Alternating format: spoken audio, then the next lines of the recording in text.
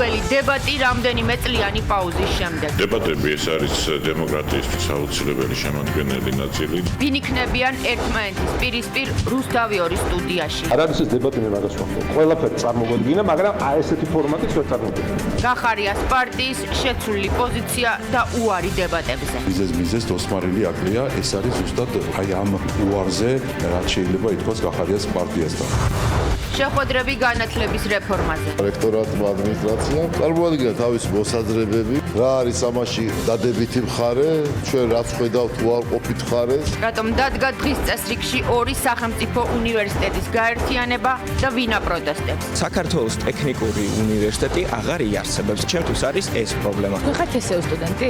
მე ვარ საქართველოს უნივერსიტეტის სტუდენტი. პარლამენტში მოსმენები დაიწყო. ყველათ ახდებით იმაზე, რომ განათლების ხარისხი დღის მდგომარეობით არ არის დონეზე, რა დონეზეც უნდა იყოს. სრულებებს დაჩქარებული წესით მიიღებენ. ვაქცინის არასათანადო პირობებში შენახვა. დავაწეროთ როდის გაიხსნა. რა არ ბეწერა, იმიტომ რომ არ ცალია. ის შენიშვნები, რომელიც იყო კონკრეტულად ჩემს მიმართ ვაღიარებ, რომ კი სწორი იყო. ვადაგასული წამლები და ინსტრუმენტების გამოყენება სტერილიზაციის გარეშე. მაღალი სტანდარტის დამყარება ვეტერინარულ კლინიკებში არის მნიშვნელოვანი. 20-დან 8 ნორმებს არ ღვევდა. ძირითადად აღმოჩნდა ვეტერინარული პრეპარატების შენახვისა და ვარგისიანური ზვაგების დარღვევის შემთხვევები. რომელ ვეტერინარულ კლინიკებს შეუჩერდა საქმიანობის უფლება. ეთერშია კურიერი 9 საათზე. ნათია ლაზაშვილთან და დავით კაკულიასთან ერთად. თქვენ უყურებთ კურიერ 9 საათზე. დღეს 2 თებერვალია. გიყვებით დღის მთავარ თემებს და მოვლენებს საღამოშვიდობისა. მართველი პარტია, სხვა პარტიები და არასამთავრობო სექტორი დღეს ზუსტად 1 საათში რამდენიმე წლიანი პაუზის შემდეგ პირველი სატელევიზიო დებატები შედგება რუსთავიორზე. გადაწყვეტილება შეცვალა გახარიას პარტიამ და ორდღიანი მოლაპარაკების შემდეგ უარი თქვა გადაცემაში მონაწილეობაზე იმ მიზეზით, რომ ეს დებატები არ არის და მათ დისკუსიაში იწვევენ. თუმცა დებატები და დისკუსიის სინონიმია და ნიშნავს საჯარო განხილვას, კამათს და ერთმანეთის საპირისპირო არგუმენტებს.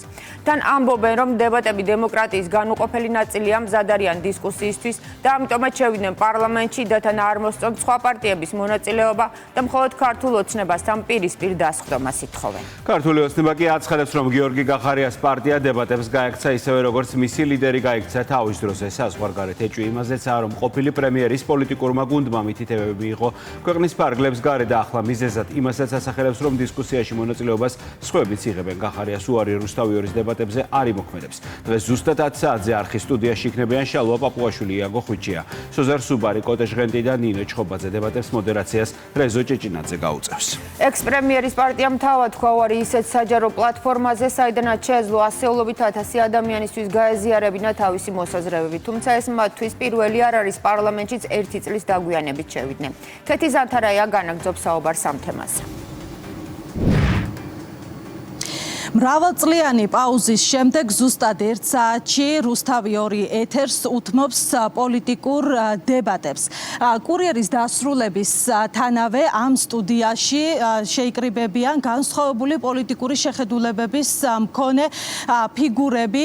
პარლამენტის თავმჯდომარე, არასამთავრობო სექტორი, არასაპარლამენტო ოპოზიცია და რა თქმა უნდა საპარლამენტო პოლიტიკური ჯგუფები. ყველაფერი მზად არის იმისთვის, რომ სტუდიაში მიიღონ სტუმრები და გაიხსნას პოლიტიკური დისკუსია. თითოეულ მონაწილეს დებატების შესაძლებლობა ექნება თანაბარი დრო მიენიჭოს და წამზომის ჩართვის შემდეგ საზოგადოებას და მაყურებელს საკუთარი არგუმენტები და პოზიცია წარუდგინოს კონკრეტულ საკითხებთან დაკავშირებით და კონკრეტულ კითხვებს უპასუხონ. თქვენ ახლა კადრში ხედავთ, რომ ამ მაგიდის გარშემო ყველაფერი მზად არის 5 სტუმრის მისაღებად. თუმცა, როდესაც გადაცემა იგეგმებოდა, ეს ნამდვილად ასე არ იყო გათვლილი.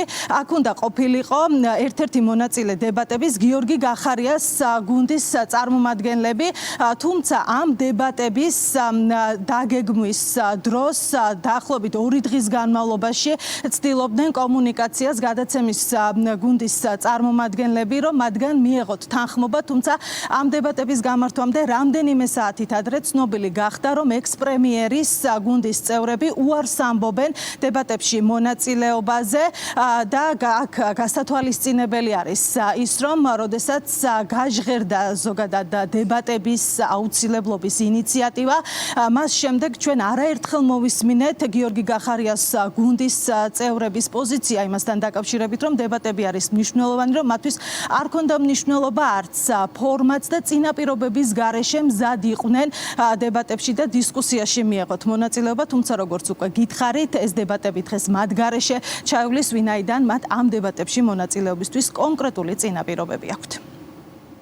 არანაირი მნიშვნელობა არ აქვს ახლა რა ფორმატი იქნება. ვინც იქნება. არ დავიწყებთ აქ მოთხოვნების დაყენებას. ამ განცხადებიდან რამდენიმე დღეში გიორგი გახარიას გუნდის წევრებმა პოზიცია შეცვალეს. სატელევიზიო დებატებისთვის შეთავაზებული ფორმატიც დაიწუნეს და წინაპირობებიც დააყენეს.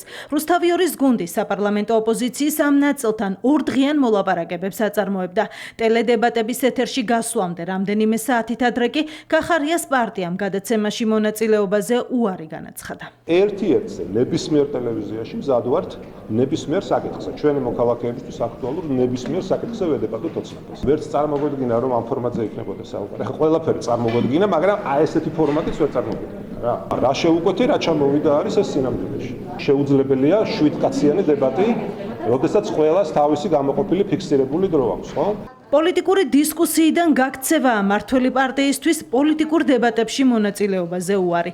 სახელისუფლებო პარტიაში აცხადებენ, რომ ის, ვინც საკუთარ არგუმენტებში და პოზიციებში დარწმუნებულია, ოპონირებას არ გაურბის. ვინც გარბის დებატებიდან, რა თქმა უნდა, ის სინამდვილეში გარბის ჩვენ არ გვიყვარს ვინაიდან ეს რადიკალური ჯგუფები სინამდვილეში არიან არა პოლიტიკური პარტიები, არამედ პოლიტიკური პროექტები. და შესაბამისად მათ როგორც ჩანს ძალიან ეშინიათ თუნდაც დებატებში მონაწილეობა. გახარიას გუნდის შეცვლილმა პოზიციამ კითხვები ოპოზიციაშიც გააჩინა. იაგო ხვიჩიას, რომელიც გიორგი შარაშიძის მსგავსად დებატებშია მიწვეული, აქვს განცდა, რომ გახარიას თანამოაზრეები მათი გადაწყვეტილებებით აქტიურ პოლიტიკურ რეჟიმში ყოფნის ნაცვლად პოლიტიკიდან დისტანცირებას ცდილობენ. მე არ მესმის პარლამენტში თუ შევიდა პარტია დებატებში ის რატო არ მონაწილეობს და აქედან გამომდინარე ვინაიდან ვიცი რომ ბატონი გახარია გერმანიაში ექსპერტობით არის დაკავებული, ჩავთვალე რომ უბრალოდ პოლიტიკიდან გაწევით არიან ამ წუთას ისინი ცნობილები და არა პოლიტიკურ პროცესში მონაწილეობით. ბატონ ვიძინა დამიჯდეს და მას დაველაპარაკები, ეს არასერიოზულია. ბატონ ვიძინას სახელით გელაპარაკება ამ დებატებში ვიღაცები, ამიტომ ჩემი აზრით თუ რამის თქმა გინდა ამ ფორმატითაც შესაძლებელია. პოლიტიკურ ოპონენტებთან პოლემიკაზე უარის რამდენიმე მიზეზს განმარტავენ საპარლამენტო უმრავლესობასა და პოლიტიკურ ჯგუფებში ქართულ ოცნებაში არ გაკვირვებიათ თუ გახარიას გუნდი პარლამენტს მიღმა დარჩენილი პარტიების დღის წესრიგზე მორგებას ცდილობს. საპარლამენტო ჯგუფების ნაწილი კი მათ კლასიკური პოლიტიკური დებატების პრინციპის გააზრებისკენ მოუწოდებს. მიზეზ ოსმარილი აკლია, ეს არის ზუსტად აი ამ უარზე რაც შეიძლება ითქვას გახარიას პარტიასთან. ფორმატი არის დებატების ის, რომ სხვადასხვა პოლიტიკურად მოწინააღმდეგე პოზიციაზე მყოფ პარტიის წარმომადგენელთან კონდეს დებატი. ანიბანი აქვს სასწაული, არაუშავს ახლა გახარიას პარტიას და ნელ-ნელა შეეჩვევია. ჩვენ თავისთავად გვაქვს მოლოდინი, რომ რადიკალები მიუხედავად იმისა, რომ ჩვენი პრინციპი არის, რომ საკონსტიტუციო სასამართლოს დონეზე ასაკრძალი პარტიები და მათ წარმომადგენლები ვფიქრობ, რომ არ უნდა იღებდნენ ამ პროცესში მონაწილეობას, მათ გარდა ასევე შესაძლოა გარადიკალდნენ სხვადასხვა ოპოზიციური პარტიები თუ წარმომადგენლები. თქვენ ახლა ერთი კონკრეტული გვარი ახსენეთ, თუმცა თავისთავად არ გამოვრიცხავთ, რომ იქნებიან პოლიტიკოსები, იქნებიან რადიკალები, ვინც შეუშინდებიან ამ დებატებს. სატელევიზიო ეთერში დებატების გამართვის ინიციატივით პრემიერ-მინისტრი 22 იანვარს გამოვიდა. მალევე ტელეკომპანია რუსთავიორმა მზადყოფნა გამოთქვა ეთერის საჯარო დისკუსიისთვის დაეთმო. ჩამოყალიბდა ფორმატი და დღეიდან ყოველ ორშაბათს 22 საათზე მაყურებელს განსხვავებული პოლიტიკური პოზიციების მოსმენა პირდაპირ ეთერში შეეძლება. დებატები რუსთავიორზე. პროწლიანი პაუზის შემდეგ პირველი სატელევიზიო დებატების თემა გრანტების კანონი და ის ცვლილებები იქნება, რომლებითაც კიდევ უფრო მკაცრდება უცხოეთიდან შემოსული თანხების კონტროლი. პარლამენტი ცვლილებებს დაჩქარებული წესით იხილავს. იურიდიულ კომიტეტზე დეპუტატებმა მას მხარი უკვე დაუჭირეს. ცვლილებები შედის 7 კანონში, წესდება სისხლის სამართლებრივი პასუხისმგებლობა, დასჯადი ხდება გარე ლობიზმი და ზუსტდება გრანტების განმარტება ზუსტად ისე, როგორც ეს განმარტებულია ფარას ამერიკულ კანონში, რომელიც უცხო ქვეყნების გავლენის აგენტებს ავლენს. ქართული ოცნება რამდენიმე ტყუილს ასახელებს, რომელთაც პოლიტიკური ჯგუფები და NGO სექტორი ავრცელებენ. მმართველი პარტია აცხადებს, რომ ტყუილია თითქოს ემიგრანტებს ფულადი გზავნილებისთვის ნებართვა დასჭირდებათ. ტყუილია, რომ ხელი შეეშლებათ IT სპეციალისტებს, რომლებიც დაკვეთებს და ასევე ანაზღაურებას უცხოეთიდან იღებენ. ახალი ცვლილებები არ ეხება არც ბიზნეს გარიგებებს და არც იმ თანხებს, რომელთაც ერთი მეწარმე სუბიექტი მეორე სუბიექტისგან იღებს. ხელისუფლება აცხადებს, რომ ის იმ შავ ხვრელებს ავსებს, საიდანაც პოლიტიკური ფული მოძრაობს დღემდე. მიზანია ჩვენი ქვეყნის სუვერენიტეტის დაცვის გარანტიების გაუმჯობესება. იურიდიული კომიტეტის თავმჯდომარე უცხოური დაფინანსების შეზღუდვის მიზნით ინიცირებულ საკანონმდებლო ცვლილებათა პაკეტის მიზნებზე საუბრობს. მკაცრდება 7, მათ შორის გრანტების და მოქალაქეთა პოლიტიკური გაერთიანების შესახებ კანონები. გრანტად მიიჩნევა საქართველოს მოქალაქისთვის ან საქართველოში ბინადრობის უფლების მქონე პირისთვის, არა ემიგრანტებისგან, არამედ სხვა სახელმწიფოს მოქალაქის ან იურიდიული პირის მიერ გადმორიცხული თანხა, რომელიც პოლიტიკურ საქმიანობას უკავშირდება. გრანტის მისაღებად მთავრობის თანხმობა დაჭირდება საზღვარგარეთ რეგისტრირებულ ორგანიზაციასაც, რომელიც საქართველოში საქმიანობს. წინააღმდეგ შემთხვევაში ის დაჯარიმდება. ავრცელებენ მაგალითად ისეთი ტყუილებს, რომ თითქოს ემიგრანტის მიერ საქართველოში თავის ოჯახში ჩარიცხული საყოფაცხოვრებო მიზნით ჩარიცხული თანხმობის გარეშე შეუძლებელია რომ ჩაირიცხოს და ჩარიცხვის შემთხვევაში სქესამართლობრივ პასუხისმგებლობას გამოიწვევს. ტყუილია, რომ IT სპეციალისტები, რომლებიც წერენ კოდებს და შესაბამისად იღებენ ანაზღაურებას უცხოეთიდან, მათ საქმიანობაში ხელი შეეშლებათ. თითქოს თუ ბანკ-კლუბის წევრმა რაიმე შეღავათ, მიიღო უცხოური საფეხბურთო კლუბისგან, ესეც სქესამართლობრივი პასუხისმგებლობის დამდგენი გახდება. ტყუილი გახლავთ. მაგალითად, მეწარმე სუბიექტისგან თუ მიიღებს რაიმე სამოქალაქო ურთიერთობიდან, სამეწარმეო საქმიანობიდან, ბიზნეს გარიგებიდან გამომდინარე თანხას და მთავრობის თანხმობა არ ექნება, ესეც გამოიწვევს სქესამართლობრივ პასუხისმგებლობას. ტყუილია. დაიჯდება თუ არა სისხლის სამართლის წესით საქართველოს ის მოქალაქე, რომელიც ემიგრანტის მიერ გამოგზავნილ თანხას პოლიტიკური აქტივობისთვის გამოიყენებს. 7 კანონში დაგეგმილი ცვლილებების წარდგენის შემდეგ იურიდიული კომიტეტის თავმჯდომარეს შეკითხვა გახარიას გუნდიდან დაუსვეს. მაგალითად, უცხო ქვეყნის მოქალაქის მიერ საქართველოს მოქალაქე ოჯახის წევრისთვის გადარიცხული თანხა კონკრეტულმა მოქალაქემ გამოიყენა პოლიტიკური აქტივობისთვის. თავის სოციალურ გვერდზე განათავსებთ მოკლე ვიდეო ფილმს, უნდა ისაჯოს თუ არა შესაბამისად სისხლისამართლობრივი პასუხისმგებლობით. საერთაშორისო გამჭვირვალობას და კაპიტან გიგაურს მოაყვებით. თუ ემიგრანტი საქართველოს მოქალაქეს ჩაურიცხავს თანხას, რომელიც იქნება საყოფაცხოვრებო მიზნისთვის გამოსაყენებელი, ეს სისხლისამართლობრივ პასუხისმგებლობას არ გამოიწვევს. მიუხედავად იმისა, სახსრებ მიღებული პირი გადაწყვეტს, რომ პოლიტიკური საქმიანობით დაკავდეს. ამ და სხვა დეტალური განმარტების მიუხედავად არასაპარლამენტო ოპოზიცია მაინც ამტკიცებს, რომ შეზღუდვები შეეხება ყველას, ვინც აზრს საჯაროდ გამოხატავს. ეს არის კიდევ ერთი ნაბიჯი იმისთვის შეუზღუდონ პატიოსან ადამიანებს ამ ქვეყანაში აქტიურობა. ყველა ადამიანი შეიძლება გახდეს ახლა ამ ფინანსური რეპრესიების მსხვერპლი, ყველას შეიძლება შეეზღუდოს პოლიტიკური საქმიანობის უფლება, გამოხატვის სიტყვის თავისუფლება. ოპოზიციის ამ განცხადებებს დეზინფორმაციას უწოდებს მართველი გუნდი ქართულ ოცნებაში. დღეს კიდევ თქვეს, რომ ცვლილებების მიზანი გამჭვირვალობა და საზოგადოების ინფორმირებაა საქართველოში ეგრეთ წოდებული შავი ხვრელების დახმარებით შემოსულ უცხოურ ფულთან დაკავშირებით. მათი თქმით, ამას ემსახურება გარე ლობიზმის დასჯა სისხლის სამართლის წესით და პოლიტიკურ პარტიაში გაწევრიანების 8 წლიანი შეზღუდვაც პირისთვის, ვინც უცხოური ძალის მიერ დაფინანსებულ კომპანიაში მუშაობს.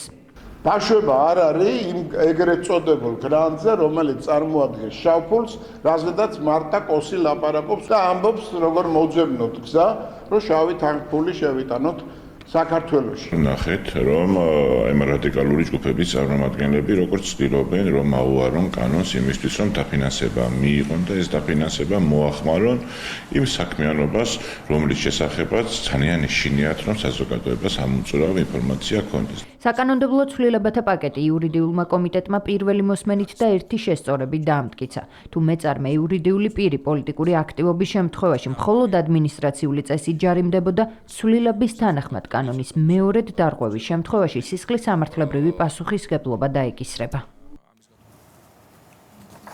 პარლამენტის საგაზაფხულო სესია დაჩქარებული წესით იხილავს განათლების რეფორმასაც, რომელშიც ყველაზე დიდი დისკუსია ორი მსხვილი სახელმწიფო უნივერსიტეტის გაერთიანებამ გამოიწვია. რატომ დადგა დღის წესრიგში თბილისის სახელმწიფო უნივერსიტეტისა და ტექნიკური უნივერსიტეტის გაერთიანება?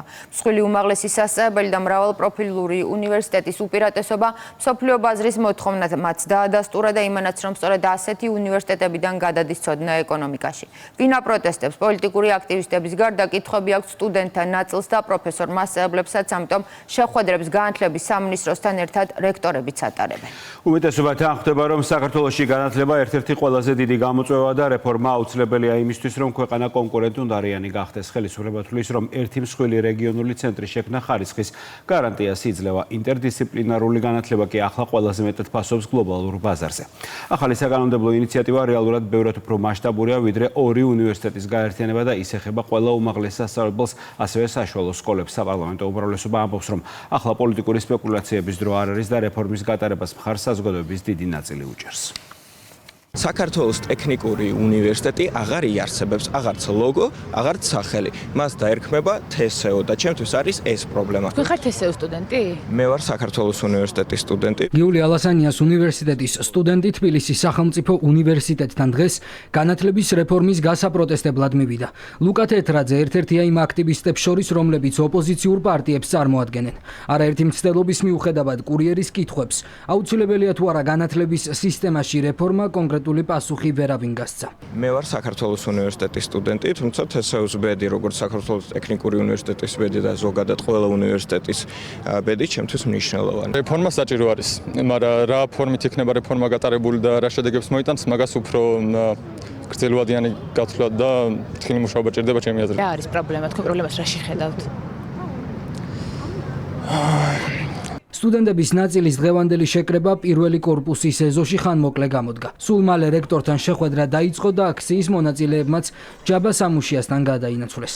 პარალელურად საქართველოს ტექნიკური უნივერსიტეტის აკადემიურ პერსონალსა და სტუდენტებს განათლების სამინისტროში შეხვდნენ. მინისტრის მოადგილემ უნივერსიტეტის წარმომადგენლებს კიდევ ერთხელ განუმარტა, თუ რას მოიცავს განათლების სისტემური რეფორმა და რატომ არის აუცილებელი სასწავლო დაწესებულებების შერწყმა. დაახლოებით 50-მდე შეკითხვა დაისვა, ჩვენი მხრიდან მაქსიმალურად იქნა პასუხები გაცემული და შევთანხმდით იმაზე, რომ გავაგრძელებთ აკადემიურ სივრცეში, როგორც ეს უნივერსიტეტს ეკადრება და ამ მიმართულებით ვფიქრობთ, რომ მალე შესაბამისი პოზიტიური გადაწყვეტილებები იქნება მიღებული. ეს იყო ძალიან, ასე ვთქვათ, პროფესიული საუბარი კვირის ბოლოს, გვეხება შეხვედრა საქართველოს განათლების მეცნიერების ახალგაზრდობის მინისტრთან. ამ ქვეყანაში დღევანდელი ხელისუფლების პერიოდში არ მოხდება არავის ხელის გადაგრეხა. იქნება ისე, როგორც ამას ითვალისწინებს კონსტიტუცია, კანონი. საკანონმდებლო ინიციატივა უკვე პარლამენტშია. ირკვევა, რომ ორი უნივერსიტეტის გაერთიანებით ახალი რეგიონული განათლების ცენტრი შეიქმნება. რეფორმების შემდეგ კი საქართველოს მაჩვენებელი საერთაშორისო რეიტინგებში უნდა გაიზარდოს. საპარლამენტო უმრავლესობის წარმომადგენლები ამბობენ, რომ ახლა საკითხის გარშემო პოლიტიკური სპეკულაციების დრო არ არის. მით უმეტეს, რომ განათლების სექტორში არსებულ პრობლემებს ყველა ხედავს და რეფორმის გატარებას მხარს საზოგადოების დიდი ნაწილი უჭერს. ყოველთვის ხვდებით იმაზე, რომ განათლების ხარისხი დღის მდგომარეობით არ არის იმ დონეზე, რა დონეზეც უნდა იყოს, იმისათვის, რომ ქვეყანა იყოს ერთი რო კონკურენტუნარიანი, ასევე შეძლოს საერთაშორისო რეიტინგებში საკუთარი ქვეყნის და განათლების დამკვიდრება. განათლების რეფორმა ოპოზიციის მხარდამჭერების მსგავსად ოპოზიციონერ პოლიტიკოსებსაც არ მოსწონთ. ისინი, ვინც უკვე პარლამენტში არიან, საკითხზე დებატებისა და კონსულტაციების ნაცვლად პროცესის დაუყოვნებლივ შეწყვეტას ითხოვენ. მათ კი, ვინც საკანონმდებლო ორგანოში ამ საკითხებზე არგუმენტირებულ კამათს ქუჩაში დგომა ამჯობინეს, მიაჩნიათ, რომ რეფორმის შესაჩერებლად არგუმენტები სულაც არ არის საჭირო. როგორ აპირებენ, რომ განათლების ხარისხი გაუმჯობესონ და გაზარდონ აი ამ კონკრეტული აქტივობებით, რაც მათ ამ საკანონმდებლო ინიციატივის ფარგლებში აქვთ. უნივერსიტეტების გაერთიანება არ არსებობს, არსებობს ტექნიკური უნივერსიტეტის ტექნიკურად დახურვა და აი ამას გვასაღებენ როგორც რეფორმას. მართლ პარტიაში მიიჩნევენ, რომ სტუდენტების გარკვეული ნაწილის პროტესტი პოლიტიზირებულია და ერთ მიზანს ხელისუფლების დისკრედიტაციას ემსახურება. საპარლამენტო უმრავლესობის წარმომადგენლები ამბობენ, რომ დოკუმენტი სრულად გამართულია და მეტიც მასში კონკრეტული ფაქტებზე დაფუძნებული არგუმენტებია წარმოდგენილი. არც ერთი უნივერსიტეტი ამ გაერთიანების შედეგად არ დაკარგავს საკუთარ თავს. ტექნიკური მიმართულება იქნება TSO-ს ერთ-ერთი საკვანძო, ასე ვთქვათ, კომპონენტი და რა თქმა უნდა, ყველა ის კარგი ტრადიცია, რომელიც ამ უნივერსიტეტს ჰქონდა ასლეულის მანძილზე, იქნება სრულად გადმოღებული. პასუხებთან დაკავშირებით პასუხები არსებობს და დაველოდოთ პასუხები იქნება როგორც საკომიტეტოზე, ასევე პარლამენტში გამოსვლების დროს. განათლების სისტემური რეფორმა ორი უნივერსიტეტის გაერთიანების გარდა სხვა ისეთ მნიშვნელოვან ასპექტებსაც ითვალისწინებს, როგორიცაა სასკოლო სისტემაში დაგეგმილი ცვლილებები. პარლამენტში საკანონმდებლო ინიციატივის განხილვას დეპუტატები მომდევნო კვირას დაიწყებენ. საკითხმა ბიურო და საკომიტეტო მოსმენები უნდა გაიაროს, რის შემდეგაც კანონმდებლები ცვლილებათა პაკეტს დაჩქარებული წესით საგაზაფხულო სესიაზე მიიღებენ. მომავლის მთავრობების ფორმირება რთულ გეოპოლიტიკურ სიტუაციაში გამოწვევებზე ინოვაციური გადაწყვეტილებების მიღება და გლობალური სამხრეთის პოლიტიკურ-ეკონომიკური როლი დუბაი მსოფლიო მთავრობათა სამიტს მასპინძლობს, რომელში მონაწილეობასაც ათობით ქვეყნის ლიდერები, მინისტრები, წამყვანი კომპანიების მენეჯერები, ეკონომისტები და ექსპერტები იღებენ. არაბთა გაერთიანებულ საამიროებში მიმდინარე სამიტზე ოფიციალური სტუმრის სტატუსითაა მიწვეული საქართველოს პრემიერ-მინისტრიც, რომელიც დელეგაციასთან ერთად უკვე ჩავიდა დუბაიში. Როგორც შეიძლება მმართველებმა სწრაფად უპასუხონ ცვალებად გლობალურ გამოწვევებს, სტრატეგიული ინვესტიციები, ტექნოლოგიების განვითარება. სწორედ ამაზე იმსჯელებენ 150 ქვეყნის დელეგაციები, რომელთა შორის 60 მთავრობის მეთაურია. ირაკლი კობახიძე დუბაის სამიტზე სიტყვით ხვალ გამოვა. როგორც მოსალოდნელია, ის ისაუბრებს მსოფლიოს სავაჭრო ქსელებში საქართველოს უპირატესობაზე და ქვეყნის ინფრასტრუქტურაზე. ამ თემებს ეძღვნება მრგვალი მაგიდაც სახელწოდებით ინვესტიციების მომავალი, რომელშიც საქართველოს პრემიერ-მინისტრი ასევე მიიღებს მონაწილეობას. დუბაის ვრთავთ პირდაპირ ეთერში საამიროებიდან ნანა გოგატაძე ისაუბრებს. დუბაი მსოფლიო ლიდერთა შეხვედრის ეპიცენტრია, ქალაქი, სადაც დღეს გლობალური პოლიტიკის მომავალი იწერება, არაერთ სტუმარს მასპინძლობს. ღონისძიება კი სტარტს სულ რამდენიმე საათში აიღებს. დუბაიში უკვე იმყოფება ქართული დელეგაცია, პრემიერ-მინისტრის ხელმძღვანელობით და საკმაოდ დატვირთული დღის წესრიგი ექნება ირაკლი კობახიძეს მომდევნო 2 დღის განმავლობაში მინისტრთა კაბინეტის წარმომადგენლებთან ერთად. ხვალ პრემიერ-მინისტრის სიტყვის მიმართავს ღონისძიების სტუმრებს 6000-ზე მეტ სტუმარს და ასევე დაგეგმილია მრგვალი მაგიდის ფორმატში შეხვედრა. ამ შეხვედრის მთავარი თემა კი იქნება ინვესტიციების მომავალი.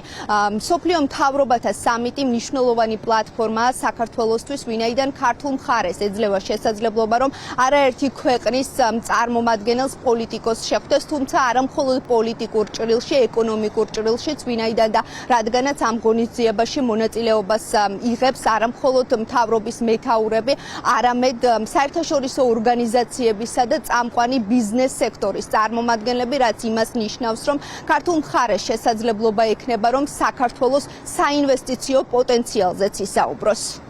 მსოფლიოს მთავრობათა სამიტი მნიშვნელოვანი ღონისძიებაა, რომელშიც მონაწილეობას იღებენ მაღალი დონის სტუმრები, როგორც ხელისუფლების წარმომადგენლები, ისევე ბიზნეს წრეების წარმომადგენლები. ამ ღონისძიებაში საქართველოს პრემიერ-მინისტრის მონაწილეობა, რა თქმა უნდა, საუკეთესო შესაძლებლობაა როგორც ორმხრივი პოლიტიკური დიალოგისთვის, ასევე ბიზნეს წრეებთან შეხვედრისთვის და საქართველოს საინვესტიციო პოტენციალზე საუბრისთვის.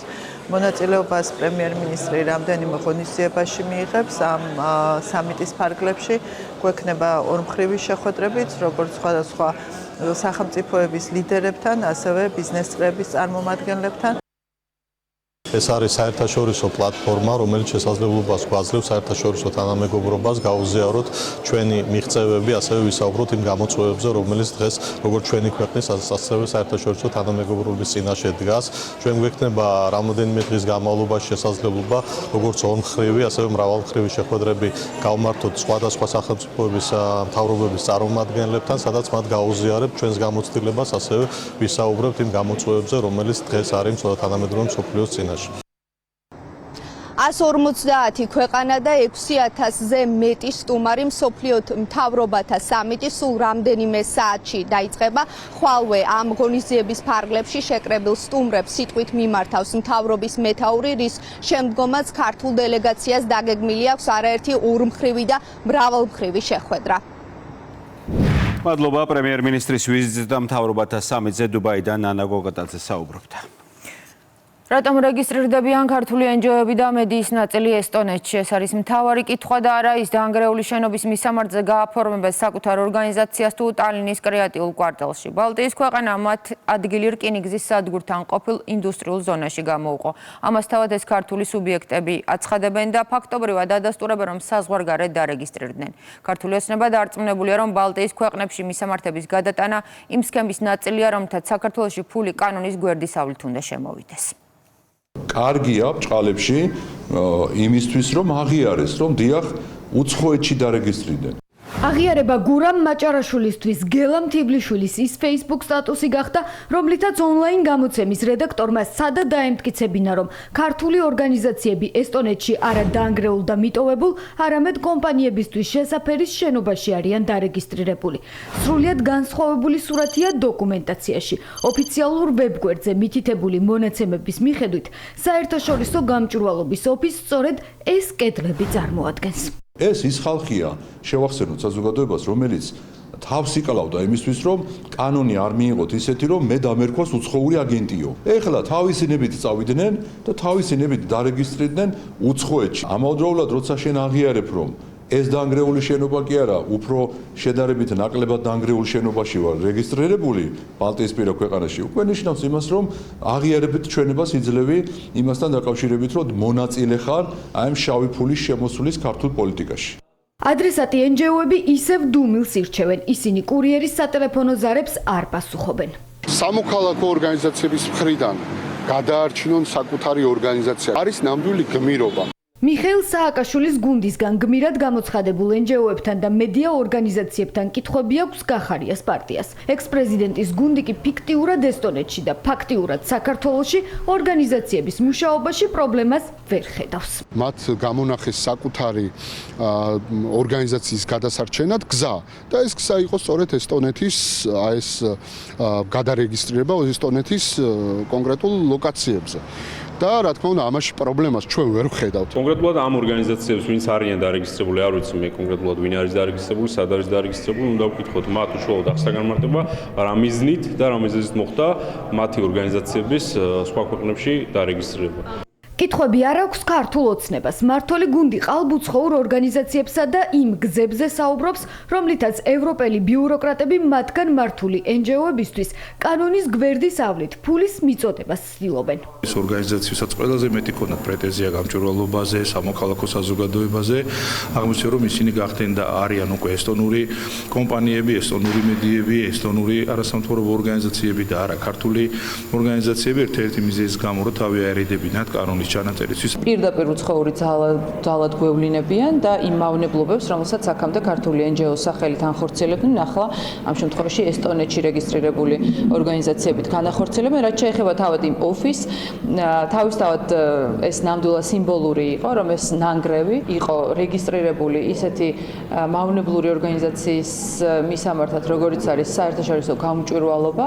ტალინში ლიანდაგის გვერდით დანგრეული ამ შენობის ქართველი მეპატრონეების შესახებ ინფორმაცია პარლამენტის თავმჯდომარემ ჯერ კიდევ გასულ კვირას გაავრცელა. ეკა გიგაურისა და ნინო ლომჯარიას ესტონეთის ოფისების მისამართზე რეგისტრირებულია ასევე პუბლიკა ტაბულა ონჯი. ესტონური არასამთავრობო ორგანიზაციის კონტენტ კრეატორად იძებნება კონსტანტინე ჩახუნაშვილიც, BBC-ს ეგრეთ წოდებული საგამოძიებო ფილმის მთავარი რესპონდენტი. ოლიგარქიული ოჯახები და დონალდ ტრამპი, რომელიც მშვიდობის მტრედის იმიჯით პოზიციონირებს, თუმცა რეალურად მთელ მსოფლიოში ომებს აჯახებს. ზაზა შათრიშვილი თავის ახალწერილში შეერთებული შტატების პრეზიდენტს აკრიტიკებს და აცხადებს, რომ ტრამპი ჩრდილოვან მმართველებთან ერთად მოქმედებს. ფილოსოფოსის აზრით მიზანი ევროპის ფართო მასშტაბიან ომში ჩართვა, რაც საქართველოსაც უქმნის საფრთხეს. შათრიშვილი ქართულ ოცნებას მოუწოდებს სიმართლე უთხრას საქართველოს მოსახლეობას, რათა საზოგადოება მომზადებული შეხვდეს ფართო მასშტაბიან ომს ევროპის კონტინენტზე.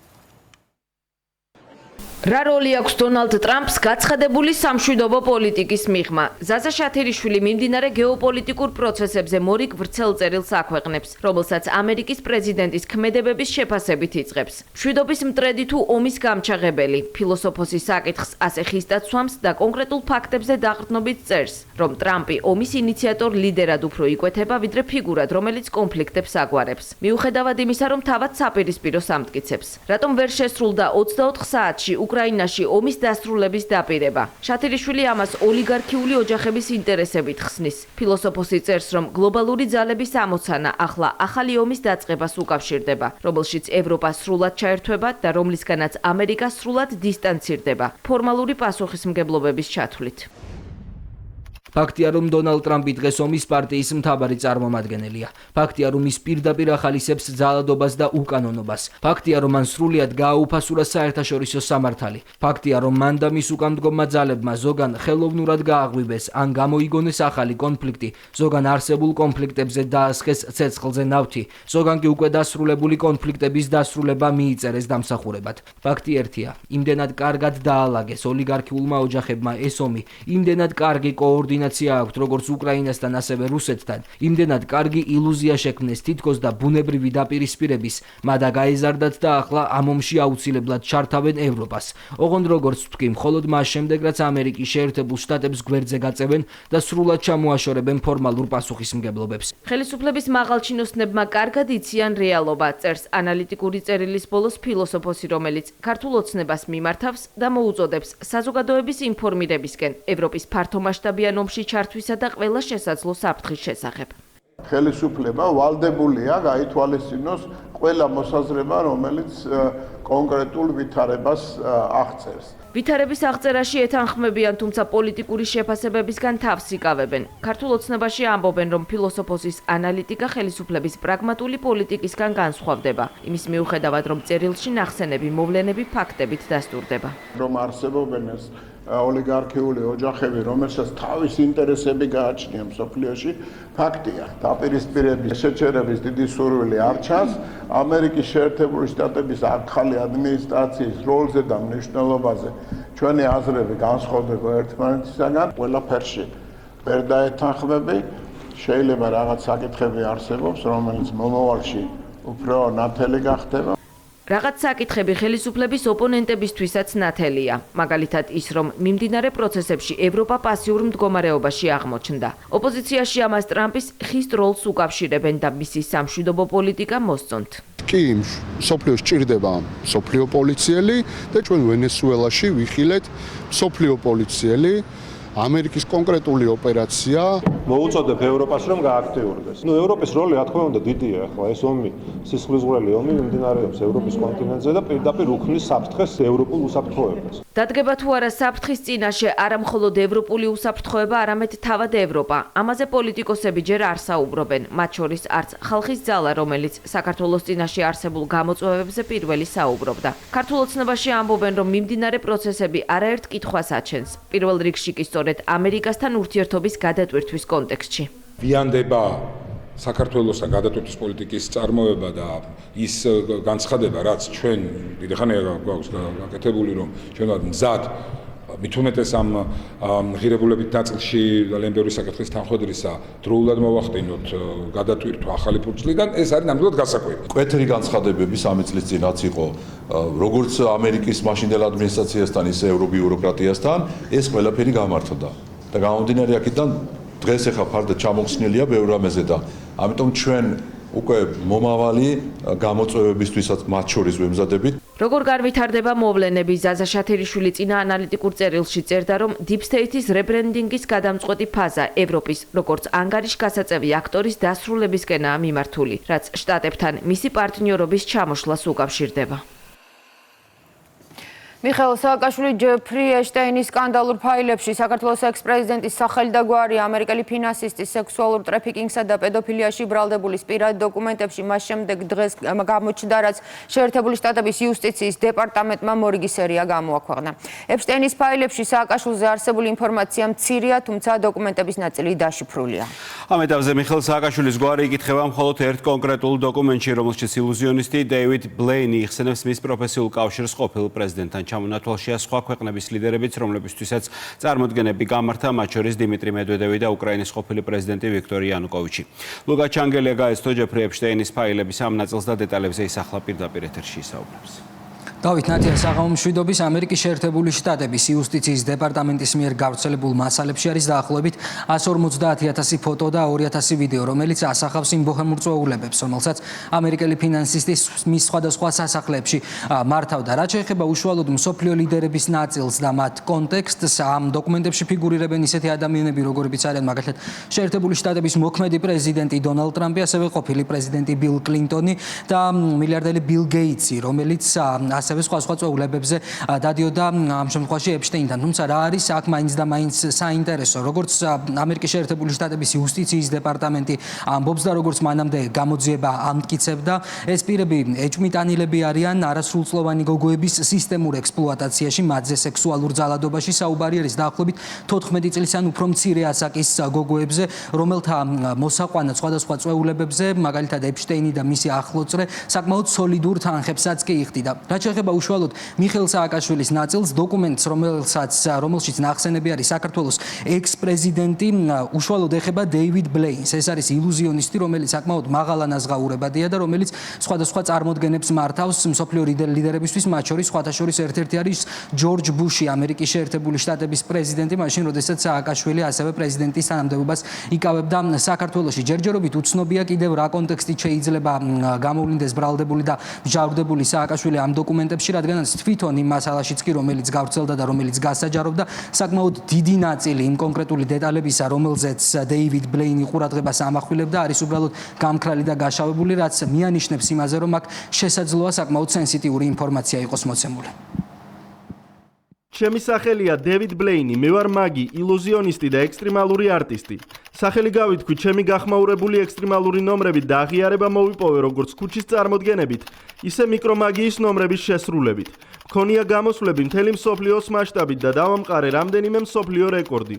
მოგზაურობდი საერთაშორისო მასშტაბით და პირადად ვაჩვენე ჩემი მაგია პრეზიდენტ ბილ კლინტონს და ჰილარი კლინტონს, პრეზიდენტ ჯორჯ ბუშს, პენტაგონში თავდაცვის მდივანს, დონალდ რამსფელდს, გუბერნატორ არნოლდ შვარცნეგერს და ჰენრი კისინჯერს, ბილ გეიტს და მერს მაიკლ ბლუმბერგს. ასევე გამოსულ ვარ რუსეთის პრეზიდენტ დიმიტრი მედვედევის, საქართველოს პრეზიდენტ მიხეილ სააკაშვილის, უკრაინის პრეზიდენტის ვიქტორ იანუკოვიჩის და ყაზახეთის პრეზიდენტ ნურსულთან ნაზარბაევის წინაშე. მიხეილ სააკაშვილი არ არის ნაციონალური მოძრაობის ერთადერთი მაღალჩინოსანი, რომელიც ნახსენები არის ეპშტეინის ფაილებში. აქ ასევე ჩვენ ხვდებით კახა ბენდუკიძის სახელსაც და გვარს, როგორც ირკვევა, მას რეკომენდაციას უწევდნენ შუამავლები ჯეფრი ეპშტეინთან, რომ გამართულიყო ფინანსისტისა და ბენდუკიძის შეხვედრა, თუმცა კონკრეტულად რაზე უნდა ესაუბრათ, მათ ჯერჯერობით უცნობია. საინტერესო არის ის, რომ მაგალითად დეივიდ ბლეინი, ილუზიონისტი, რომელიც მიხეილ სააკაშვილს მოიხსენიებს ამ წერილში, ის ეგრეთ წოდებულ რეკომენდატორადაც კი იყენებს ამ შემთხვევაში სააკაშვილს, რადგანაც ჯეფრი ეპშტეინთან, როგორც ჩანს, საქართველოს ყოფილი პრეზიდენტის სახელი და გვარი საკმაოდ ავტორიტეტული იყო და შესაძლებელი იყო მისი გამოყენება როგორც იმ ადამიანის, რომელიც უშუამდგომლებდა მათ. მადლობა ლუკა ჩანგელია, საუბრობდა ეპშტეინის ფაილების იმ ნაწილზე, სადაც სააკაშვილია ნახსენები. მთავრობის ადმინისტრაციიდან საქართველოს პარლამენტში ქვეყნის უმაღლეს საკანონმდებლო ორგანოში სასურსათო პროდუქციის მედიკამენტებისა და საწვავის ფასს წარმოქმნის შემსწავლელი საპარლამენტო დროებითი კომისია იქნება. 14 კაციან კომისიაში 7 მანდატი ოპოზიციისაა, რომელიც აქტიურად აპირებს ჩაერთოს პროცესში. ხელისუფლების ოპონენტების თქმით, მთავარია გრძელვადიანი ეფექტის მიღება და ფასების ამ მიმართულებით დაარეგულირება. საპარლამენტო უმრავლესობა კი პირველ რიგში აპირებს ბიზნესთან ერთად იმსჯელოს, თუ როგორ უნდა მოხდეს ფასების შემცირება ქართულ ბაზარზე. დეპუტატები არ გამორიცხავენ ახალი საკანონმდებლო ბაზის შექმნას. ხუთშაბათიდან უკვე შეძლებს კომისიას სრულფასოვნად დაიწყოს მუშაობა. სურსათი მედიკამენტები და საწვავი ქართულ ბაზარზე ფასების დარეგულირების საკითხს სამთავრობო გუნდის პარალელურად საპარლამენტო კომისია შეისწავლის. სამუშაო ჯგუფთან დაკავშირებული დადგენილების პროექტი ბიუროს უკვე წარედგინა. ხვალინდელ პლენარულ სხდომაზე კი კომისიის შექმნას კანონმდებლები კენჭს უყრიან. მანდატის ფარგლებში საპარლამენტო შემადგენლობა კომპანიების წარმომადგენლებს შეხვდება. სწორედ ბიზნესთან ერთად იმსჯელებენ დეპუტატები, რა ფორმით და როდის უნდა მოხდეს ფასების შემცირება შიდა ბაზარზე. ჩვენი მიზანი არის, რომ გავერკვეთ ბიზნეს პროცესებში, როგორც მოგეხსენებათ, კვლევამ აჩვენა, რომ ფასნამატი პირველადი მოხმარების საგნებზე და საკვე პროდუქტებზე საქართველოში მნიშვნელოვნად მაღალია, ვიდრე ჩვენს მსგავს სხვა ქვეყნებში და მინდა რომ გავერკვევთ, რა პროცესები იწვევს ძალიან მაღალ ფასნამატს. სასურსათო პროდუქციის, მედიკამენტების და საწვავის ფასწარმოქმნის შემსწავლელ საპარლამენტო დროებით კომისიაში 14 დეპუტატი იმუშავებს.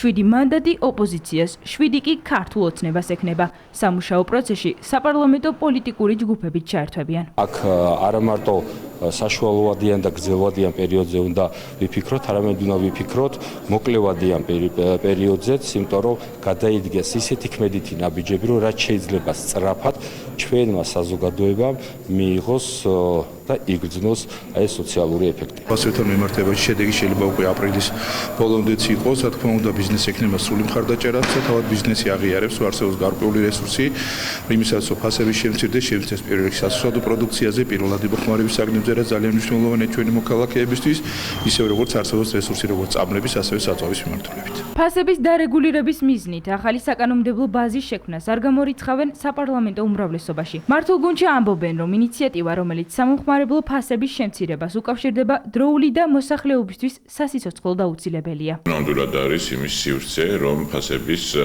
მნიშვნელოვანი და საგრძნობი დაწევა მოხდეს, ამიტომ ამ პროცესს მიყვებით ბოლომდე. საქართველოს პარლამენტიც პროაქტიულად ჩაერთვება ამ პროცესში და ეს პროცესი იქნება საჯარო ჩვენი საზოგადოებისათვის და ეს არის მნიშვნელოვანი, ვინაიდან საზოგადოების წინაშე ანგარიშვალდებული მთავრობა ყოველთვის მუშაობს მათი საუკეთესო ინტერესების დასაცავად. საზოგადოებას განუცხადეთ, რომ პარლამენტში შეიქმნებოდა კომისია, რომელიც ფართოდ გააშუქებდა ამ მიმართულებით არსებულ პრობლემატიკას. შესაძლებლობის ფარგლებში, იქ სადაც არის ამის სივრცე და ამის სივრცე როგორც ჩანს არსებობს, მოხდეს ფასების დარეგულირება, ისე რომ რა თქმა უნდა არც ბიზნესისთვის იყოს ბიზნეს საქმიანობა წამგებიანი, ცხადზე ცხადია, მაგრამ ამავდროულად ჩვენ საზოგადოებაზე თვითოულ მოქალაქეს არ დააწვეს მძიმე თვითად ის ფასნამატი, რომლის წარმოქმნის ჯაჭვის შესწავლასაც სწორედ მოემსახურება ის კომისია. ვიდრე კანონმდებლები პროცედურულ საკითხებს გადიან პრემიერის ინიციატივით შექმნილი სამთავრობო კომისიის ფარგლებში უკვე გაიმართა შეხვედრები მსხვილი მარკეტების ქსელებთან, დისტრიბუტორებთან და ადგილობრივ მეწარმეებთან. საკოორდინაციო კომისიის შემადგენლობაშია სახელმწიფო უსაფრთხოების სამსახურიც. უწყება შესაძლო კარტელურ გარიგებას იკვლევს და საჭიროების შემთხვევაში შესაბამის ზომებს მიიღებს. ვაქცინის არასათანადო პირობებში შენახვა და გასული წამლების სანიტარული ნორმების დარღვევა და ინსტრუმენტების გამოყენება სტერილიზაციის გარეშე. თბილისში შემოწმებული 20 ვეტერინარული კლინიკიდან 8 ნორმებს არღვევდა. ორსკი საქმიანობა საერთოდ შეუჩერეს. სურსათის ეროვნული სააგენტოს რეიდი კლინიკების გარდა ზოომაღაზიებსაც შეეხება. ვეტკლინიკები, რომლებშიც დარღვევები აღმოაჩინეს, დაჯარიმდნენ. სულ ქვეყნის მასშტაბით 1500 ანალოგიური ობიექტის შემოწმებაა დაგეგმილი. ეს ვეტერინარული კლინიკა ერთ-ერთია იმ 8 ობიექტს შორის, სადაც შემოწმების შედეგად დარღვევები გამოვლინდა. კვლევებმა აჩვენა, რომ კლინიკაში არ იყო დაცული სანიტარული ნორმები. მეტიც არ ხდებოდა ინსტრუმენტების სათანადო სტერილიზაცია, რის გამოც ობიექტი 1000 ლარით დაჯარიმდა. ის შენიშვნები, რომელიც იყო კონკრეტულად ჩემს მიმართებაში ვაღიარებ, რომ კი სწორი იყო და რა თქმა უნდა ამას ჩვენ გამოვასწორებთ, უმოკლეს ვადაში უკვე გამოვასწორეთ. მე მაქვს მუშა იარაღები, რომლითაც მუშაობ და მაქვს იარაღები, რომელიც წლებია მაქვს, რომლებსაც ჩემთვის ძალიან დიდი ისტორია აქვს. შემოწმებამ დაადასტურა ისიც, რომ ზოგიერთი ვეტერინარული კლინიკა მკურნალობის პროცესში ვადაგასულ პრეპარატებს იყენებდა. ვაქცინებს კი წესების დარღვევით ინახავდა. ზოგიერთ შემთხვევაში მედიკამენტებს საერთოდ არ ჰქონდა ეტიკეტი. ვეტაპთიაქებსა და ზოომაღაზიებში ჩატარებულმა მოკვლევამ აჩვენა ისიც, რომ ზოგიერთი საქმიანობას კანონდარღვევით სპეციალურ რეესტრში რეგისტრაციის გარეშე ახორციელებდა. იყო კი შემოწმის ყველაფერი, რაღაცები დარღვევები მქონდა, კი სწორია და დამაჯერებას გადახდილი მაქვს. არასდროზე იყო საუბარი, შეგიძლიათ რო გითხრათ. ამაზე როცა უხსნით, უნდა დავაწეროთ, როდის გაიხსნა. და მაგალითად ერთი თვე აქვს ვადა, რომ ეს გამოვიყენა და არ გვეწერა. სწორი მედიკამენტოზური მკურნალობა, ვაქცინის შენახვის წესების დაცვა და პროცესში მაქსიმალური ჰიგიენური თუ სანიტარული ნორმების დაცვა. სპეციალისტები კომპლექსურ მიდგომებზე საუბრობენ, რომელსაც დაავადების პრევენცია შეუძლია. თავარი სტანდარტი არის სტერილურობა კლინიკის შიგნით, განახლებადი ცოდნა, რომელიც ყოველდღიურად ისედაც ვეტერინარიაში ძალიან ბევრი დაავადება ყოველწლიურად განახლებას განიცდის, იმიტომ რომ კვლევის ახალი მეთოდები შემოდის და ფეხი უნდა აუწყოთ აუცილებლად და ინგლისური ცოდნა მნიშვნელოვანია, იმიტომ რომ ეს არის ჩვენი ძირითადი წყარო, რომ ახალი ცოდნა გქონდეს და შესაბამისად ჩვენი პროფესიონალური ხარისხი დავანახოთ ჩვენივე შედეგებში. დარღვევები მთავარმა მაკონტროლებელმა გამოავლინა. სურსათის უვნებლობა ზოომაღაზიებში, კლინიკებსა და აფთიაქებში კონტროლს განაგრძობს. მიმდინარე წლის განმავლობაში 1500-მდე ობიექტის შემოწმებაა დაგეგმილი. მოთხოვნების გათვალისწინებით ჩატარდა მათი ინსპექტირება ინსპექტორებას დაექვემდებარა 20 კლინიკა. აქედან 7 კლინიკაში აღმოჩნდა დარღვევები, ძირითადად აღმოჩნდა ვეტერინარული პრეპარატების გამოყენების, მათი შენახვისა და ვარგისიანობის ვადების დარღვევის შემთხვევები. სურსათის ეროვნულმა სამსახურმა კონტროლი თბილისში 20 ობიექტზე განახორციელა. სანიტარული ნორმების დარღვევის გამო 7 ობიექტი 1000 ლარით დაჯარიმდა. კანონდარღვევის განმეორების შემთხვევაში ფინანსური სანქცია გაორმაგდება. 46 კაფსულა პრეგაბალინი კისერზე შემოიხია 979 აბი დაფასებებული MDMA-ის ნაწილი კი გადაყლაპა და სხეული ცდილობდა თურქეთს საქართველოს საზღვრის გადაკვეთას, თუმცა თურქეთის მოქალაქე 44 წლის მამაკაცი მებაჟეებმა საეჭვოდ მიიჩნიეს. ხელბარგის ჩხრეკის შემდეგ სამართალდამცავებმა ჯემ ქუჩუქ ფიდარჯის ფიზიკური დათვალიერებაც გადაწყვიტეს და სწორედ ამ დროს აღმოაჩინეს ფსიქოტროპული და კლუბური ნარკოტიკები. გამოძიება ერთდროულად სისხლის სამართლის 3 მუხლით მიმდინარეობს და ბრალის დამტკიცების შემთხვევაში დაკავებულს 20 წლამდე ან უადო თავისუფლების აღკვეთა ელის. 979 აბ MDMA-ის სხეულში მალავდა 47 კაფსულა პრეგაბალინი კი წებოვანი ლენტით ყელზე ქონდა შემოხვეული. ამ მეთოდით შემოქონდა თურქეთის მოქალაქეს საქართველოში განსაკუთრებით დიდი ოდენობით ნარკოტიკი. საზღვრის გადმოკვეთისთანავე 44 წლის ჯემ ქუჩუქ ფიდარჯ სამართალდამცველებმა ხელბურკილები დაადეს. დაკავების ღონისძიება სარფის სასაზღვრო გამშვები პუნქტის ტერიტორიაზე ჩატარდა. კურიერის ინფორმაციით 44 წლის მამაკაცი საზღვარზე ფეხით მივიდა, თან ჰქონდა მცირე ზომის ჩანთა. თურქეთის მოქალაქე მებაჟე ოფიცრებმა გადაამოწმეს. გაირკვა, რომ სხეულის სხვადასხვა ადგილებში მას ნარკოტიკი ჰქონდა დამალული.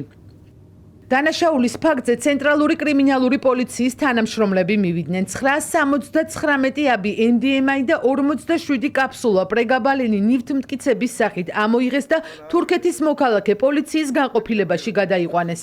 ფინანსთა სამინისტროს, შემოსავლების სამსახურის მებაჟე ოფიცრებმა, შინაგან საქმეთა სამინისტროს, ცენტრალური კრიმინალური პოლიციის დეპარტამენტის ნარკოტიკების უკანონო ბრუნვის წინააღმდეგ ბრძოლის მთავარი სამმართველოს თანამშრომლებთან ერთად ჩატარებული ღონისძიებების შედეგად განსაკუთრებით დიდი ოდენობით ნარკოტიკული საშუალებებისა და ფსიქოტროპული ნივთიერებების შემცველი მედიკამენტების საქართველოს ტერიტორიაზე უკანონო შემოტანის მცდელობის ფაქტი აღკვეთეს. სამართალდამცავ მოქალაქეს ორ შეფუთვად დაფასებული აკრძალული საშუალებები სხეულის სხვადასხვა ადგილას მალულად ჰქონდა განთავსებული.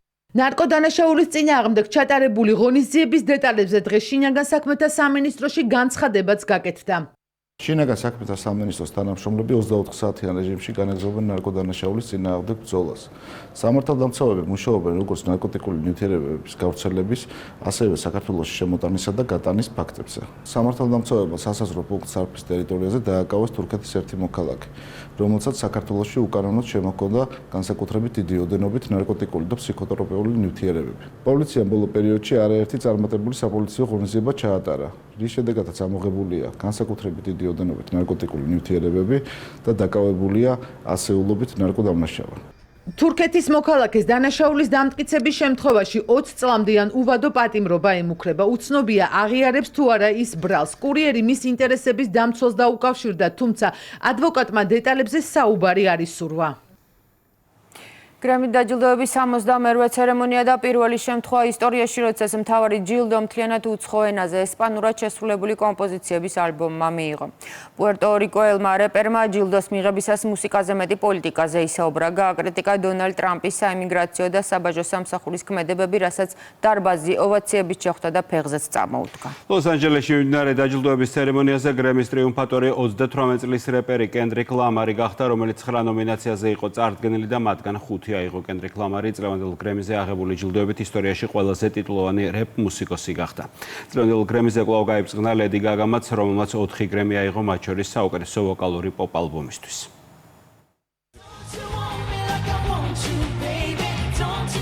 95 კატეგორია, ისტორიული გამოსვლა, სიმბოლური გამარჯვებები და პოლიტიკური გზავნილები. ლოს-ანჯელესში მდებარე კრიპტო არენა მუსიკალური ინდუსტრიის წარმომადგენლების, კომპოზიტორებისა და პროდიუსერების თავშეყრის ადგილად კიდევ ერთხელ იქცა.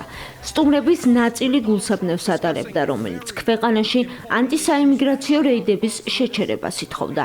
გამარჯვებულების უმეტესობამ საკუთარ გამოსვლაში ტრამპის საიმიგრაციო პოლიტიკა გააკრიტიკა. And the Grammy goes to Kendrick Lamar. 62-მერვე დაჯილდოების დაწყებიდან სულ რაღაც 9 საათში მუსიკალური ისტორია დაიწერა. კენდრიკ ლამარი ყველა დროის ყველაზე მეტი გრემის მფლობელი რეპერი გახდა. ლამარმა ჯეიზის რეკორდი მოხსნა, თუ აქამდე ჯეიზი 25 გრემის მფლობელი იყო.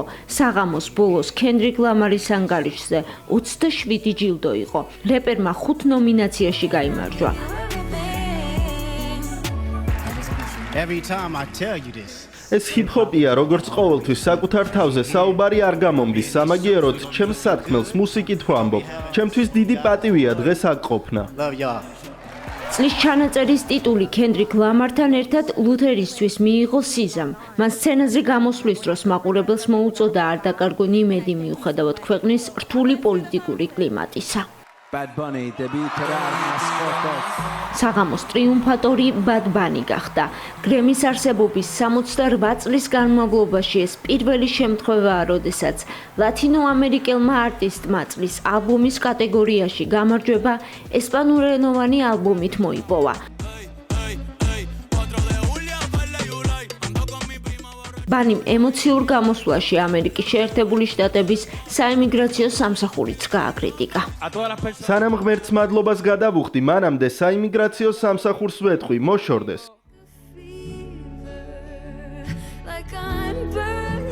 წლის სიმღერის ნომინაციაში ბილი აილიშმა ნამუშევრით Wildflower-ი გაიმარჯვა. როგორც პოლიტიკაში აქტიურად ჩართულმა არტისტმა სცენაც პოლიტიკური განცხადებებისთვის გამოიყენა და თქვა, რომ მოპარულ მიწაზე ემიგრანტი არალეგალი ვერასდროს იქნება. საუკეთესო ახალი არტისტი ოლივია დინი გახდა. 26 წლის ბრიტანელმა მომღერალმა აღნიშნა, რომ ვერც კი წარმოედგინა ოდესმე გრემის სცენაზე თუ აღმოჩნდებოდა. ვერასდროს წარმოვიდგენდი, რომ მე აქ ამ სცენაზე ვიდგებოდი. აქ ვდგავარ როგორც ემიგრანტის შვილიშვილი. მე აქ არ ვიქნებოდი, რომ არა ისინი. ოზი ოსბორნი, დიანჯელო, რობერტა ფლექსი, გრემის წლევანდელ დაჯილდოებაზე ის ლეგენდარული არტისტები გაიხსენეს, რომლებმაც ეპოქა შექმნეს. ასეთ იყო დღევანდელი დღე 2 თებერვალი და კურიერი 9 საათზე. დარჩით რუსთავი 2-ზე, რეზო ჭიჭნაძე, რამდენიმე წუთში ჩვენს არხზე პოლიტიკური დებატებით შემოგიერთდებათ. ჩვენ კი დღეს ამით ვასრულებთ მუშაობას, ხვამდე გემშვიდობით ნახვამდის.